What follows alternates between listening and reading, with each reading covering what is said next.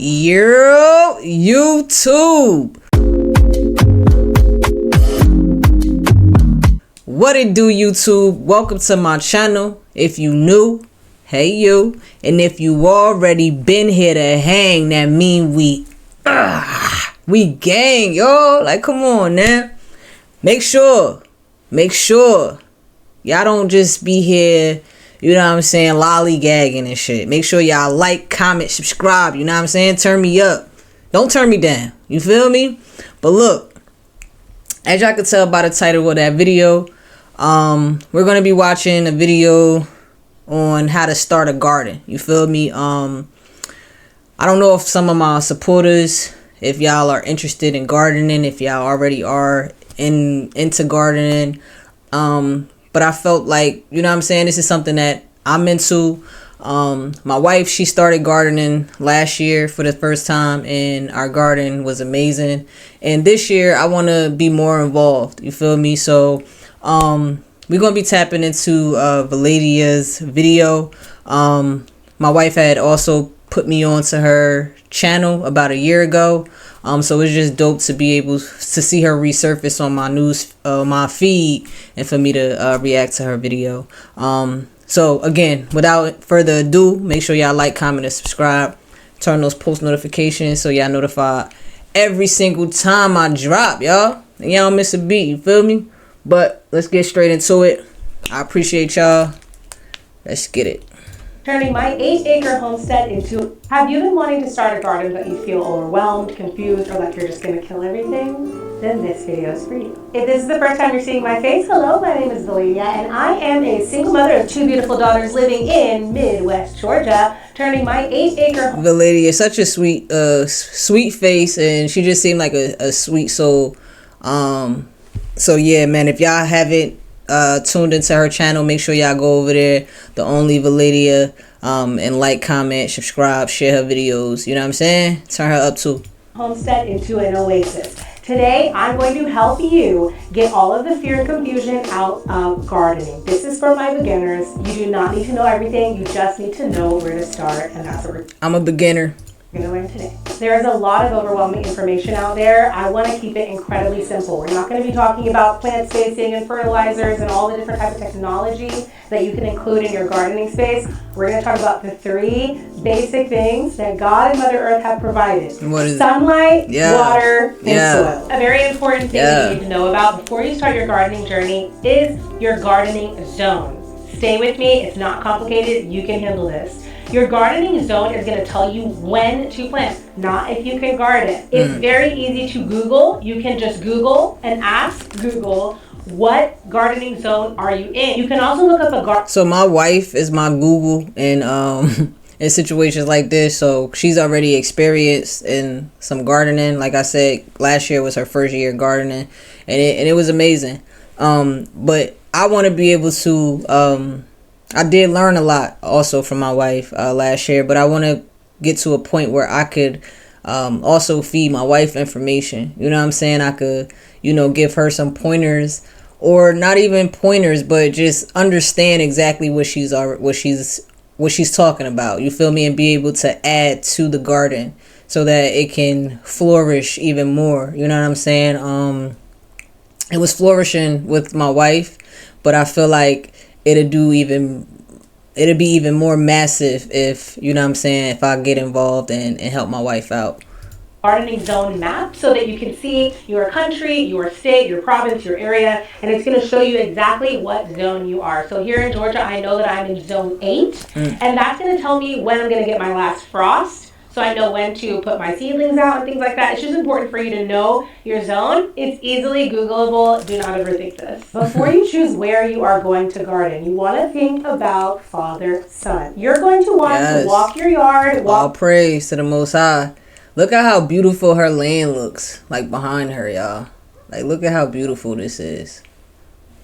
Mother Nature, like, and she look like she has acres. You know what I'm saying? Shout out to her, man, for doing her thing. Walk the area where you plan to garden and watch it throughout the day, throughout the week, and make sure it gets at least 6 hours of full sun. Behind me is my brand new garden. I hope you guys stick around and follow along as I build this garden. The video before this talks all about this garden. I've blabbed on for a very long time about it, actually. So you'll learn about what I'm doing here. But this garden... That's a massive garden. Massive garden. But I also know she has her own business and things, too.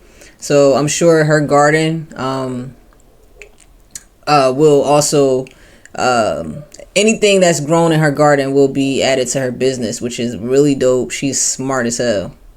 She's smart as hell. Lots of full sun because it's smack dab in the middle of my field. Remember, your garden lives and dies by sunlight. This is one of the 3 pillars of what today's video is: sun, soil, and water. And let me change that. She's smart as heaven. I feel like, words are very powerful. And we say things like that, like she's smart as hell, or oh, today's gonna be a bad day, or nah. So I know that heaven is supposed to be the opposite of hell, right? And hell is named or as this bad place. So I don't want to say she's smart as hell. I'm gonna say she's smart. She's very smart. So make sure you're getting full of sun. Now on to the fun part. A lot of beginners will start with this part, which is the seeds and the seedlings, without measuring what your sun's looking like, where your spot is, all the things that we talked about before. So if you've made sure that you've gotten everything prepared and you know what you're doing, we're going to move on to this part. Now there are 2 ways that you can start your garden: seeds or seedlings. This is my little seed organizer. If you've got a lot of seed packets, you can use this too. Just go on Amazon. I'll put the link in the description for this photo organizer that works really well for your seed packet. Nice. Starting with seeds is also slower. Good tip. Good tip. And it does provide for a little bit more of a reward because you started from absolute scratch. You can also start with seedlings. Now these are seedlings that I have germinated myself. These are sweet peas for anyone curious. But you can get seedlings from your local farm supply store, hardware store. I'm sure you've seen them in lots of different places. Yeah. Many beginners are intimidated by the seed starting process, so they want to start with seedlings, and that is absolutely okay. So I'm guessing like the seeds is like from from very scratch. You know what I'm saying? You're planting the seed and you're watching it grow yourself. But when you do the seedling, that's like if you go to Home Depot or Lowe's and you see those pots that already have a plant that's already a plant, it's already seeded and it's already sprouting, and I think they call those like nurseries, if I'm not mistaken. You can go and get whatever plants you're interested in that you've researched and understood that work well for your area and your zone, and get those seedlings from the store or from someone local. Buying seeds is not going blind because there's a lot of information on every seed packet. It's going to tell you exactly how to plant it, how it likes to be planted. But since this is a beginner video and my goal is to take the fear out of gardening for you, you really don't have to listen to this that much. Like, what are our 3 pillars of today? Sun, soil, water.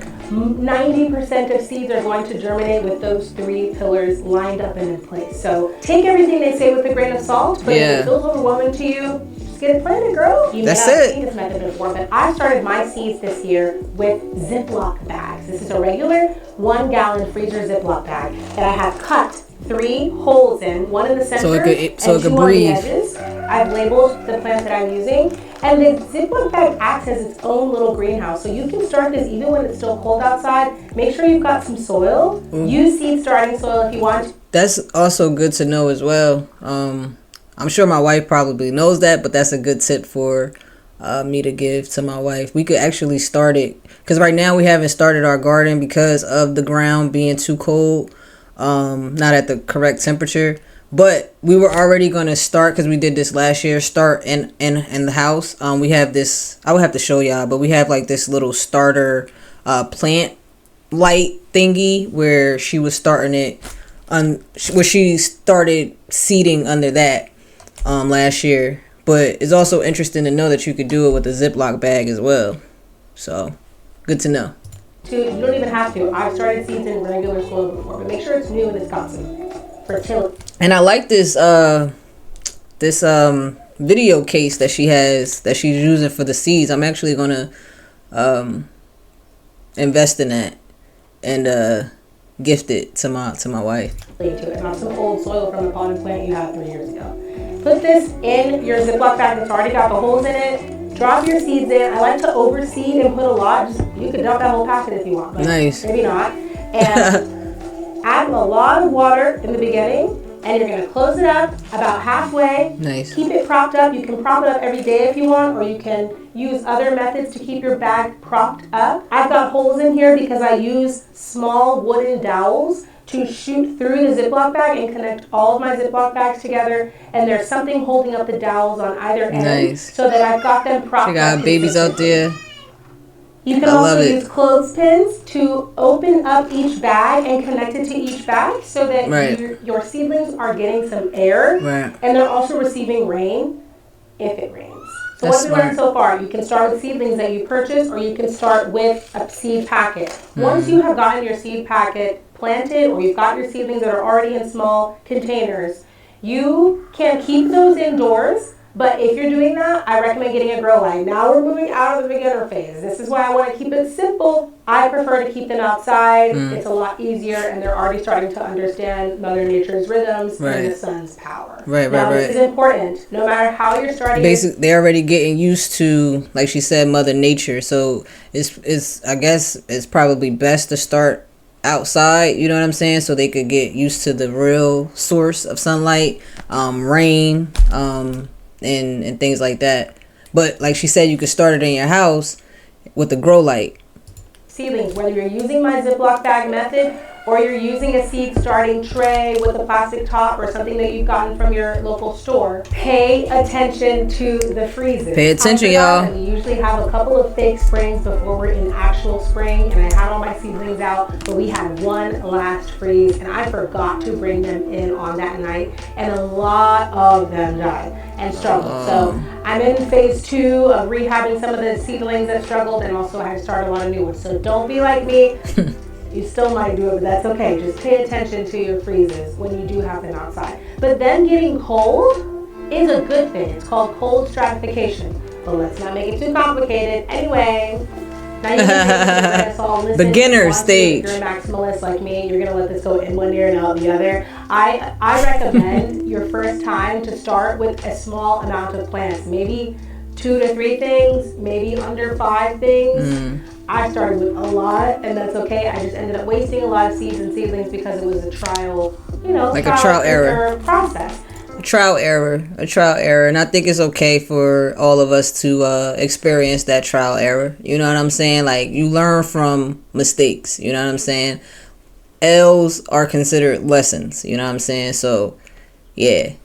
A few plants that are quite simple at germinating are your normal common kitchen herbs. Basil, mint, cilantro, oregano. Those herbs germinate very easily and are most likely to take off and be quite beginner friendly. If you're wanting to grow something that fruits, tomatoes are so simple. That's why you see them. Love tomatoes. We grew those last year. We grew cilantro as well. I don't think we grew oregano. Did we grow oregano? I don't think so. We did have basil, but I think we should try oregano this year. And all sorts of stores and everywhere for beginner garden. Get you a couple varieties of tomatoes, bigger ones, cherry tomatoes. I like the little yellow ones, the little cherry yellow ones. Those are really good. They're like sweet and less acidic. You know what I mean?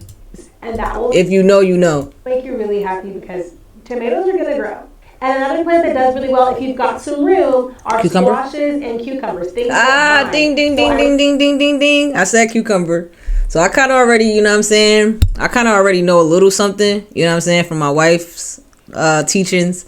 But it's always good to keep learning, you know what I'm saying? Recommend having these outdoors for sure. You can have them on a porch or a deck in a really big pot. Just know that they're going to want to vine out, so give them some space to vine up or sideways or something like that. But squash and cucumbers also do very well at germinating and doing their thing without too much hard work. Now we talked about seedlings. Where are you going to put those seedlings? Before we talk about what's called transplanting, which is moving your seedlings from their little nursery to the actual garden, we need to talk about what type of garden you have. There's about 3 different types to keep it really simple. You can do containers. That's a small pot, a medium pot, a really large pot, cloth pots, lots of different types of pots that you can use. We used cloth pots last year. pots with wheels on them so you can move them around your porch or your deck or wherever you are. So we had the container garden. Gardening. Second, raised beds like you see behind me. There are all different shapes and sizes of raised beds. You can get small ones. I would love to get to this point. So this is what I dream of having. You know what I'm saying? For me and my wife. Something like this. You know what I mean? A huge garden. It's gonna be manifested, y'all. It's definitely gonna be manifested. So we're gonna stick to the container gardening right now. But our goal is to level up to these beds, raised beds gardening. Sizes of raised beds. You can get small ones that are pretty shallow, which is financially a lot more easy to fill up with soil and whatever, or you can get really tall ones like I've got. Those are 32 inches tall because I'm tired after almost a decade of gardening of bending over, and I want this garden to age well with me. So I've got tall containers now. They can be costly because you're going to have, and time consuming because you're going to have to fill them properly, especially tall ones like this. You'll need logs, you'll need leaves, you'll need cardboard to properly layer them, and then lots of soil, so it's going to cost money. Right. You can get shallow, smaller raised beds. What is great about raised beds? Controlling that environment. So the containers is the easiest, the raised beds is second easiest because you're able to add types of soil, types of fertilizers if you want to move into fertilizers or giving your plants different foods, compost, things like that. You can really work with a container and controlling the environment. And the third and final type of garden I'll talk about today is in-ground. Now that's what we've seen since we were kids, reading the farming books, is in-ground. But the reason why in-ground growing can be the most difficult is because you're dealing with what Mother Nature's already got going on. Right. So if you have your tomato plants competing with a lot of grass and a lot of weeds, the nutrients going to your tomato plants is not going to the grass and the weeds.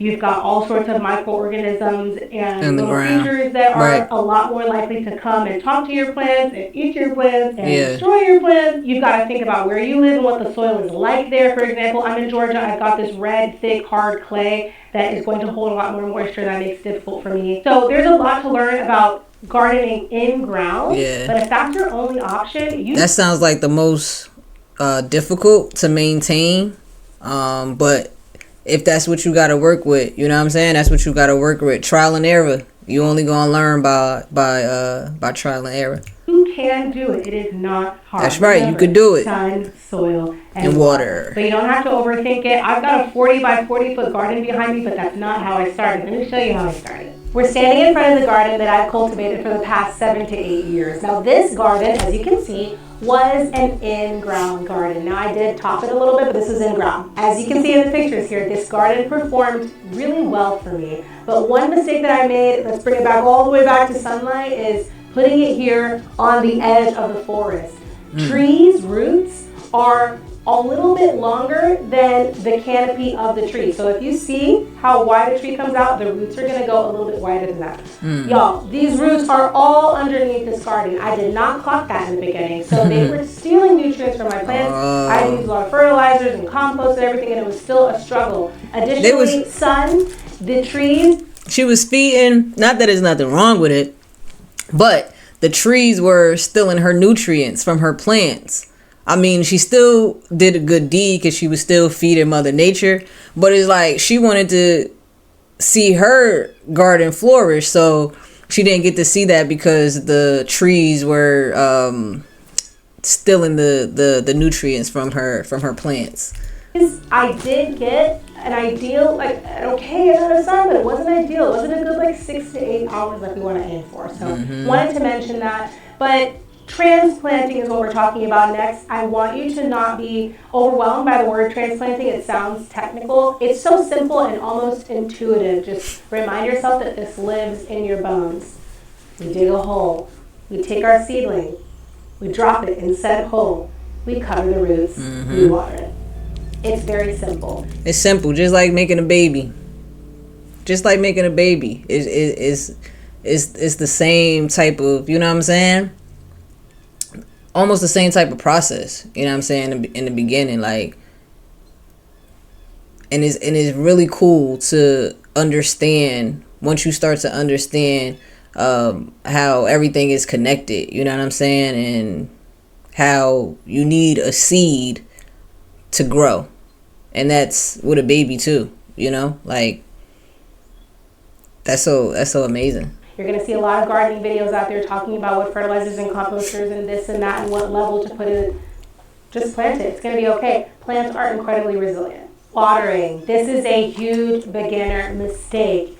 Watering can be a lot more simple than you think. Stick your finger in the soil. Does it feel dry? Mm-hmm. It needs some water. Mm-hmm. Overwatering is probably the thing that kills plants the most. So keep in mind, even if you have to write it down, when you water that plant, check the soil. If it's feeling a little damp, it probably doesn't need water. When you transplant your seedlings, they might look like they need some help. Let them be. Give them the normal amount of water. They might sag a little bit for the first 2 or 3 days. It's just because they don't moved into a new overwater. home and they're getting acclimated. They're meeting all the microorganisms, all the friends that are going to be their roommates. Mm-hmm. Give them a second. Now, this isn't beginner, but it can be beginner if you want it to be. If you're someone that's busy, like me, I'm a single mom, I've got a lot going on. You can get irrigation. It can be really easy. What's that? You can watch a video on irrigation. You can get something very affordable from Amazon or your local hardware store. That irrigation is just a line that's going to extend from your water hose so that you're not out in your garden every single morning watering.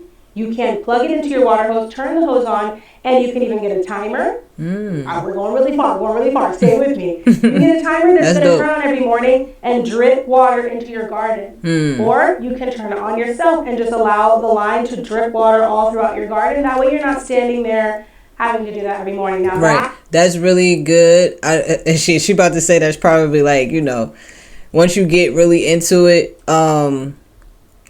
it may not be typically for beginners, but that's a really good idea for people who are busy. And sometimes you could be, you know, like rushing in the morning, getting ready for work, or, you know, getting your kids ready for school and focusing on you and your priorities at home, and you may not have time to water those plants in the morning some days. So that's really good to know. Irrigation. That is going a little bit past our beginners. Told you. But I just wanted to mention, for those of you who have a busy lifestyle and are passionate about starting a garden, but intimidated by the time that it takes, you can still do this. I'm not going to tell you to expect failure because I want you to believe in yourself, but this is a trust building exercise in yourself and your trial and error. Try something new and something that's really hard. But remember, we're working with God and Mother Nature, and this was already designed to go perfectly. So have some confidence in yourself, and remember that if you do kill a plant or two, it's okay. It doesn't mean that you're bad at this. You're just trying something new. Exactly. I've been gardening for almost 10 years, and I have killed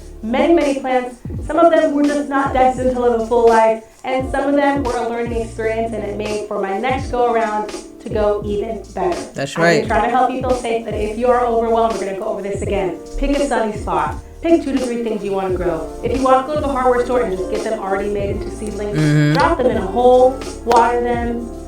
You can do it. You can do it. You don't need to know everything to start. You just we could do it, y'all. The bravery and confidence to start. And I hope hanging out with you today helped you feel a little bit closer to that first step. I'm starting a fresh new garden from scratch this year, so you're here at the right time. Nice. Go ahead and subscribe so that you can follow along on my journey. So we're That's right, y'all. now. Oh, look at the little baby.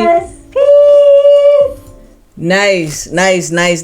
So that's mad dope. I love it. You know what I'm saying? So we learned, right? 3 things that we need for a successful garden: sunlight, soil, and water. And of course, confidence and bravery to even start. You know what I'm saying? So for all of my supporters that's interested in gardening, go for it. I wish your garden much success. I hope that it flourishes, and I hope that it's able to provide nutrients and food for you and your family. I will keep y'all updated with me and my wife's garden this year. Incorporate that in some vlogs, and yeah, man, I can't wait to see what y'all got going on, and I can't wait for y'all to see what I got going on. But yeah, make sure y'all go over to Valadia's channel and like, comment, and subscribe, and show her some love as well. I appreciate everybody for coming and supporting me. You know what I'm saying? Before y'all go, like, comment, subscribe. Y'all already know. You feel me? Turn me up, don't turn me down. And also, Remember to smile on purpose, because the enemy is always watching, you heard? I love y'all so much. We out this thing. Peace. Just stick around, girl, it's gonna be worth it. Hold up, can you wait for me? I've been chasing dreams, I'm moving patiently. They think that I won't make it, tell them wait and see. That's why I really love you, cause you pray for me. Don't leave, can you stay with me? I can't let these